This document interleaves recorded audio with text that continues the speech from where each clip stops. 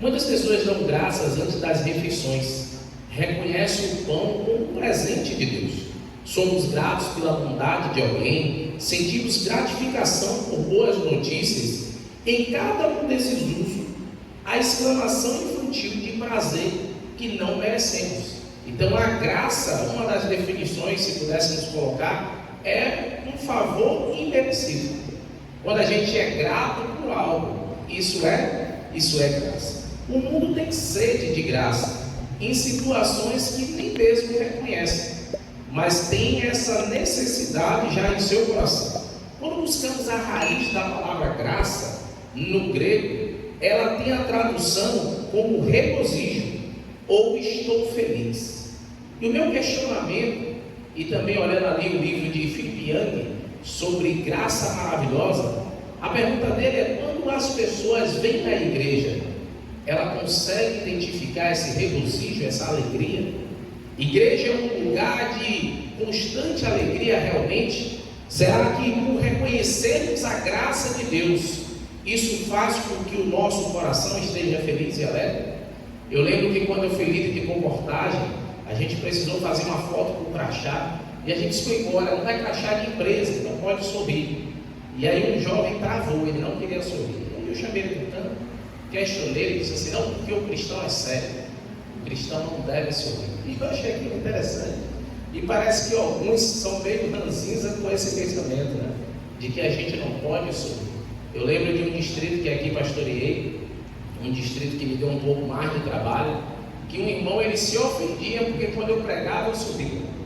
Por incrível que pareça, não sei se isso aconteceu. Ele disse assim: pastor, a mensagem é séria, não deve haver sorriso. E o que me impressiona é que há uma série gratuita, e onde eu tenho passado, tenho divulgado, porque essa frase, essa série me impactou, que eu não sou muito bom no inglês, né, mas é The Chosen, acho que é mais ou menos assim a pronúncia. Ela tem sua plataforma exclusiva, e eles têm agora, está saindo a terceira temporada. E por incrível que pareça, ao eu falar dessa série em outros lugares, alguns irmãos falaram: pastor, foi por isso que eu voltei pela igreja, onde eu assisti essa série. Outras pessoas falaram sobre o impacto que ela está causando. E sabe qual é o maior impacto para mim nessa série? É que toda vez mostra Jesus sorrindo. Eu acho que esse é o grande diferencial das outras séries. E quando a gente fala de Jesus tocando, parece que Jesus toca assim meio sem querer, né? E nessa série mostra Jesus não só tocando, mas o quê? Abraçando. Lembro-me uma vez que a gente foi distribuir alimentos, e o rapaz, ele chegou e disse assim: olha, eu não quero a sopa de vocês, o que eu quero é um abraço. Você me daria um abraço? Depois daquele dia eu percebi que tem muita gente precisando apenas de quê? De ser acolhido, um abraço sincero, um carinho. Então quando Jesus chegou, ele quebrou muitos paradigmas, porque Jesus chegou com a sua alegria e o seu amor que transforma. Mas você percebe que ainda hoje, em meio à igreja, esse regozijo e alegria parece que não é uma marca principal nossa. Parece então que essa preocupação em falhar ou de não agradar a Deus, as pessoas esquecem de viver uma vida feliz nessa jornada por céu. Parece que a gente, como pregador, né, e o pessoal gosta, tem adventista gosta de profecia, e aí fala de decreto, das dificuldades, e parece que as pessoas, elas sentem até falta quando não tem muito obstáculo na vida, porque parece que o caminho para o céu, ele é obrigado a ser difícil. Quando Jesus diz, irmãos, que a porta é estreita, é porque envolve os nossos prazeres. Mas quando a gente entende que a nossa vida é para fazer a vontade de Deus, e a cada dia entregamos a nossa vida em suas mãos, existem coisas para nós que começam a se tornar automáticas. O aspecto, por exemplo, da nossa convivência, de estar com as pessoas. Às vezes eu vejo pessoas pregando e falando sobre amizades com pessoas de fora. Quem tem medo é uma pessoa insegura. Eu sei quem eu sou, qual é o medo de misturar com outros? Mas às vezes a gente não sabe quem verdadeiramente é. Quando a gente olha em Efésios, e será o primeiro texto que iremos ler, Efésios capítulo 1, verso 4 ao 7, diz assim: assim como nos escolheu nele antes da fundação do mundo, para sermos santos e irrepreensíveis perante ele em amor, nos predestinou para Ele, para a adoção de filho, por meio de Jesus Cristo, segundo o beneplácito da sua vontade, para louvor da glória da sua graça, que Ele nos concedeu gratuitamente no amado, no qual temos a redenção pelo sangue e a remissão dos pecados, segundo a riqueza da sua graça. Se a gente observar, irmãos, há algumas palavras e alguns sentidos importantes nesse texto que lemos. O primeiro aspecto é que Ele nos escolheu. Uma coisa interessante na cultura antiga, na cultura tanto grega como hebraica, era os alunos que escolhiam os professores. Quando você olha, quando Jesus chama os 12, Ele escolhe. A Bíblia sempre mostra um Deus que está em busca dos pecadores. Então, em Cristo, a Bíblia diz que Ele nos escolheu. E essa escolha, quando você olha em João 6,37, João diz assim, todo que o Pai dá, Jesus fala, João resiste, todo que o Pai dá e vem a mim, de modo nenhum lançarei aonde? Lançarei fora. Então, Jesus deixa claro que a salvação ela não é limitada a um grupo, mas a salvação é para todo aquele que nele crê. Por mais errado que eu possa parecer, por mais distante que eu acho que eu estou, a mão de Deus não está encolhida, que não possa abençoar e salvar nossas vidas, amém? A outra expressão também interessante desse texto que lemos foi a redenção. Denota a liberdade da escravidão, através de um pagamento. Quando você olha Romanos 6,23, diz que o salário do pecado é o quê? É a morte. Todos nós estávamos fadados à morte. E que morte é essa? A morte é a segunda, a morte eterna. Porque hoje, mesmo servindo a Deus, todos nós podemos chegar a essa primeira morte.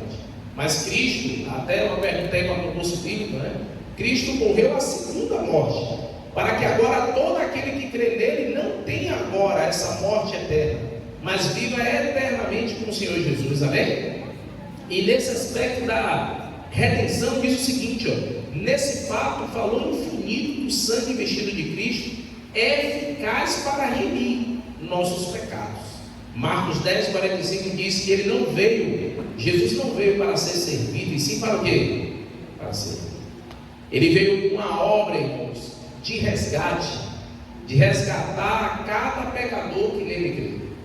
O interessante é que há uma confusão, até mesmo com a interpretação de Tiago 1,29, porque Tiago diz que a verdadeira religião é ajudar os órfãos, as viúvas. E se você for observar, as pessoas de fora têm prestado um serviço até melhor do que a igreja. Obras de caridade, construindo casas, e você não precisa necessariamente ser cristão para fazer isso, mas há uma coisa que só aquele que crê em Jesus pode oferecer, que é a graça. O nosso diferencial para tudo que ocorre aí fora é porque nós temos algo a oferecer que é eterno, que é a salvação em Cristo Jesus. Se você for olhar, por mais animada que seja a igreja, por melhor que a igreja seja em suas programações, sempre aí fora do mundo tem coisas mais atrativas. Por isso que a igreja ela não precisa se adaptar às coisas de fora para evangelizar, porque já temos algo que ninguém pode assim substituir, que é a salvação eterna em Cristo Jesus. A gente precisa também, irmãos, perceber isso ao ler o principal livro para mim que explica sobre a fé, Romanos capítulo 3, do verso 23 ao 26. Paulo explica algo aos romanos que nos ajuda também a entender sobre a graça, onde ele fala aí sobre a justificação pela fé. Romanos capítulo 3, verso 23 a 26, diz assim: pois todos que pecaram e carecem da glória de Deus, sendo justificados gratuitamente por sua graça, mediante a redenção que há em Cristo Jesus, a quem Deus propôs no seu sangue, como propiciação mediante a fé, para manifestar a sua justiça, por ter Deus na sua tolerância deixado impunes os pecados anteriores, cometidos, tendo em vista a manifestação da sua justiça no tempo presente, para que ele mesmo seja justo e justificador daquele que tem fé em quem? Em Jesus. Se você observar nessa passagem, aqui Paulo deixa claro porque nós podemos ser justos perante Deus. Não é por um ato nosso, não é por mérito nosso, mas é pelos méritos de quem?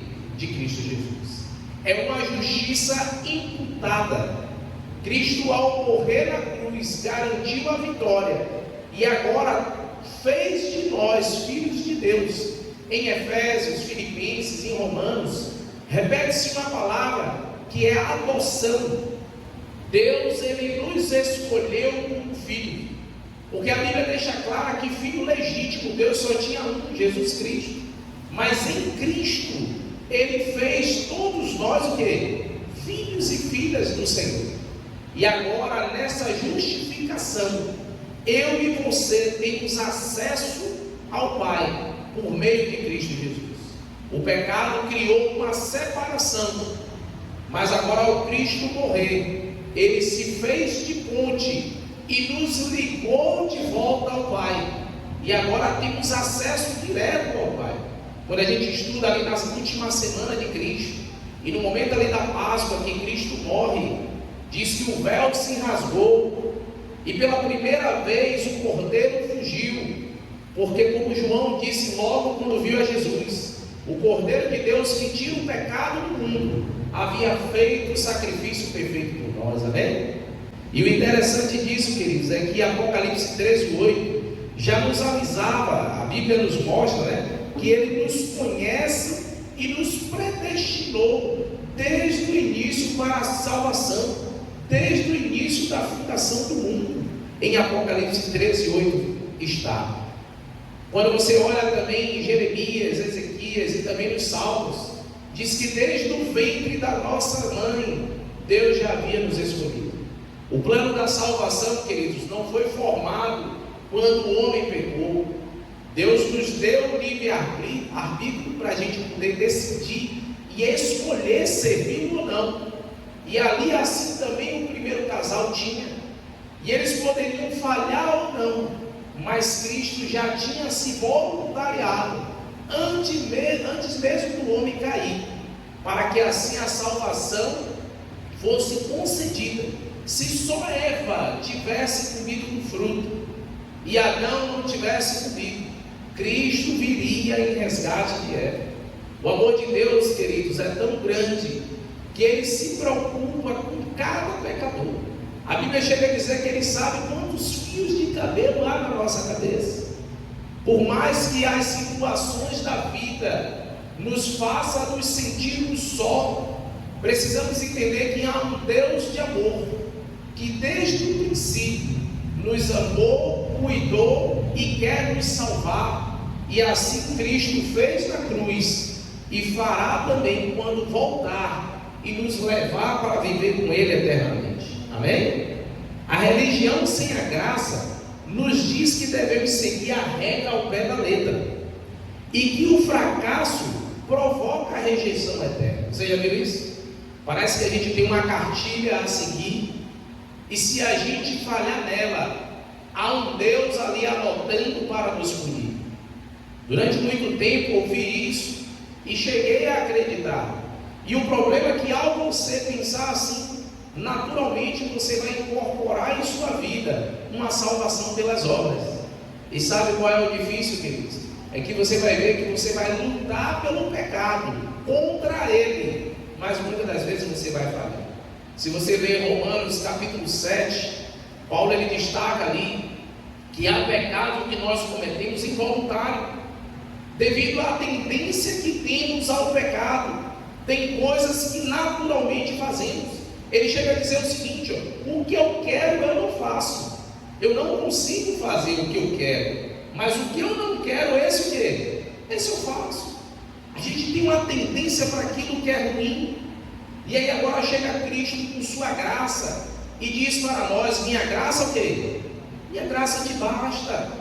E o interessante é que, devido estudarmos a Bíblia como um todo e vermos ali leis, promessas para Israel, nós achamos que a condição que Deus deu muitas das vezes ao povo, de que deveria ser fiel à lei, deveria guardar os mandamentos, que isso nos faz ser melhor ou nos garante a salvação. E esse é o erro, porque automaticamente, se eu coloco essa crença que eu preciso fazer algo para me salvar, eu estou substituindo isso por Cristo.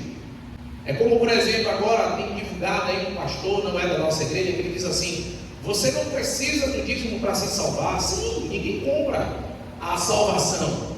A gente doa em gratidão pelo que recebeu. Mas não adianta eu achar que eu vou dar e com isso estou ganhando pontos com Deus. Você não precisa ser frequente a todos os cultos para garantir a sua salvação. Mas eu venho porque eu aprendo, me fortaleço e me sinto mais próximo de Deus. É esse o motivo. Mas às vezes a gente coloca uma lista de coisas a fazer, como se eu seguisse ao pé da letra e isso que me garantisse a salvação. E em meio a tudo isso eu acabo esquecendo e substituindo por Cristo. Quando você olha, por exemplo, o Talmud, e no comentário bíblico adventista, que vem essa passagem, mostra onde foi o erro dos judeus. Diz o seguinte: a justiça dos escribas e fariseus consistia em obediência externa à lei, à letra da lei. Ensinava que a pessoa será julgada com base na maioria dos seus atos. Isso é, se ela faz mais coisas boas do que má, Deus a considera justa. Então o que acontece? É o que eu produzo, que aí perante Deus eu vou ser aceito ou não. E o comentário bíblico ainda diz assim, para compensar os atos maus, prescreviam um sistema de justiça por obras, através do qual a pessoa podia obter mérito suficiente para superar o balanço desfavorável. Os fariseus consideravam seu sistema de justiça por obras como um passaporte para o céu. E você percebe que até hoje é assim. Estava eu esses dias, encontrei com um colega pastor e fomos em um momento de lazer. E o rapaz, eu perguntei se ele tinha Pix, ele disse que não, porque era a marca da besta. Eu já fiquei surpreso ali, porque a marca será mundial. Ele disse: primeiro, você só está atrasando sem ganhar dinheiro. E aí a gente começou a conversar. E ele disse assim: olha, por mais que não seja, eu tenho que produzir coisas boas. O que tiver ao meu alcance para fazer de certo, eu vou fazer, porque no final dos tempos Deus vai me cobrar isso. Você já percebeu que muita gente pensa assim? Eu faço a minha listinha, deixa eu ver o que é que eu fiz de bom hoje, deixa eu ver o que é que eu fiz de ruim hoje. Espero que nessa balança aí Deus me azeite.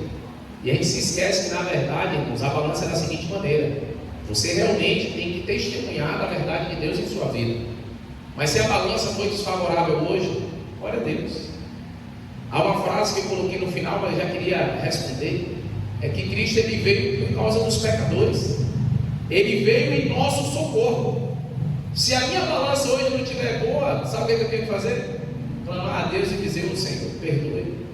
E sabe o que acontece? Cristo chega perante o Pai e faz o que? Perdoa eles.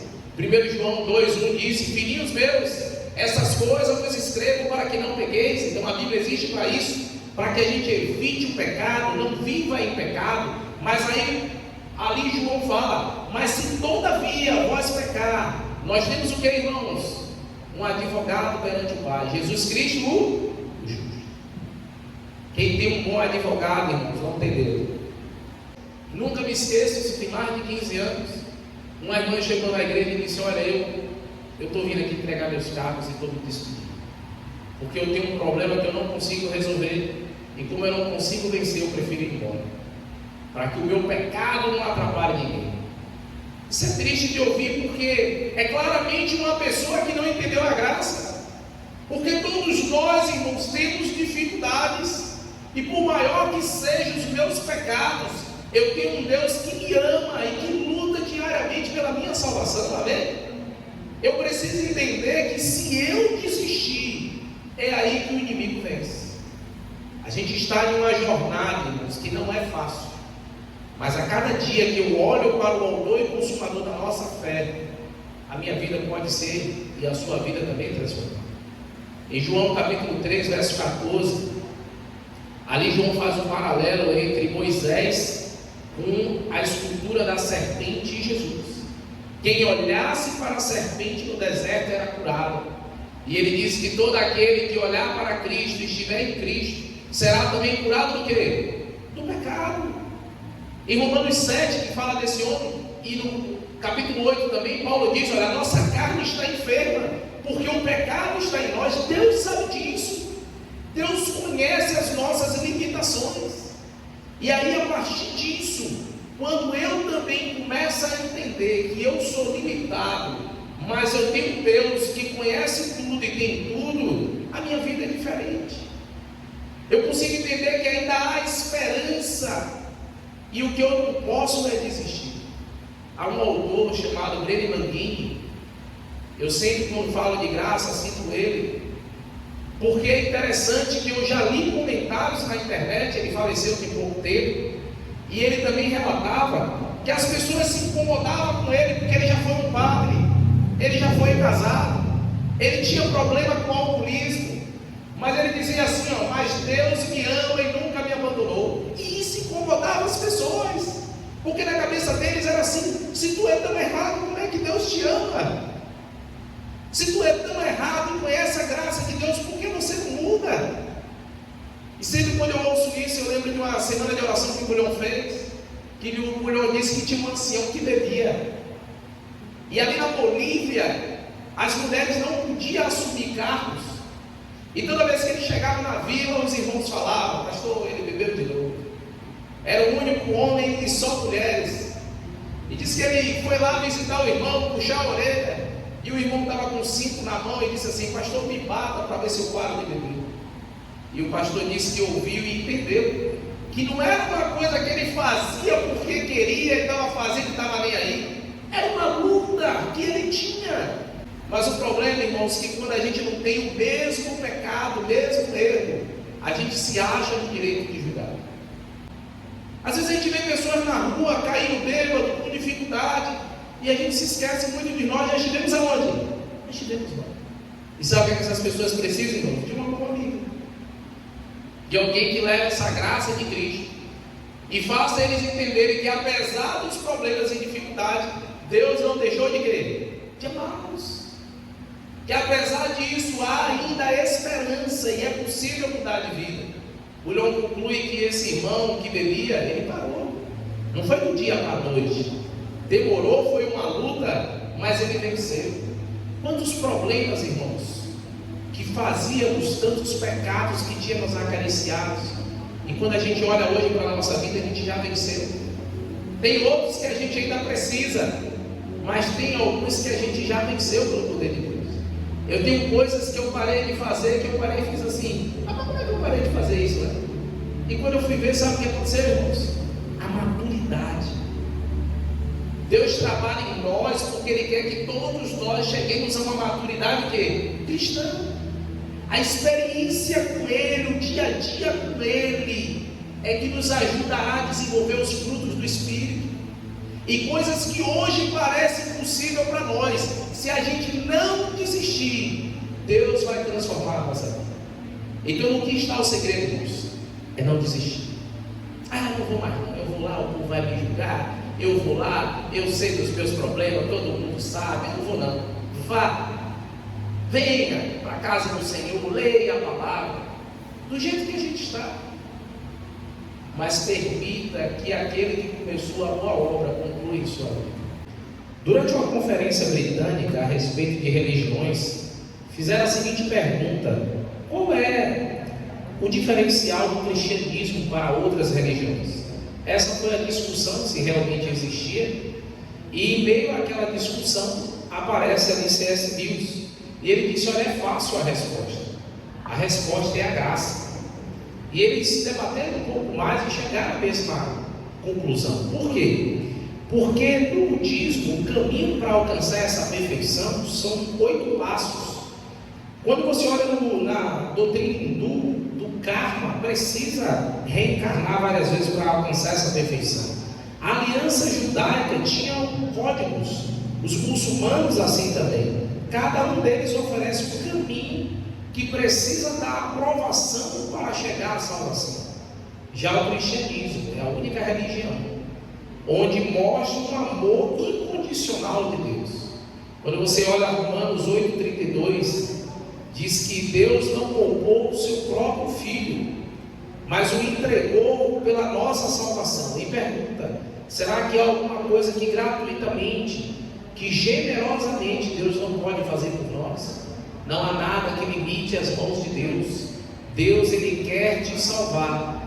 Ele está disponível para te ajudar nos seus problemas, seja ele financeiro, espiritual, seja qualquer que seja, porque o que havia de melhor e mais importante Cristo já fez, que foi morrendo na cruz para a nossa salvação.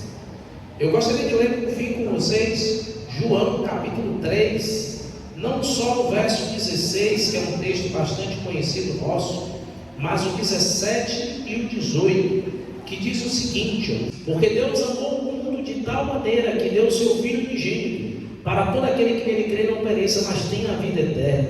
Porquanto Deus enviou o seu Filho ao mundo, não para que julgasse o mundo, mas para que o mundo fosse salvo dele. Quem nele crê não é julgado, e quem não crê já está julgado, porquanto não crê no nome do unigênito, o Filho de Deus. Interessante que João 3,16 é a maior declaração de amor, porque o texto logo de João fala: Deus amou o mundo de tal maneira, ele não consegue nem descrever, que deu a Jesus para morrer e vir nos redimir.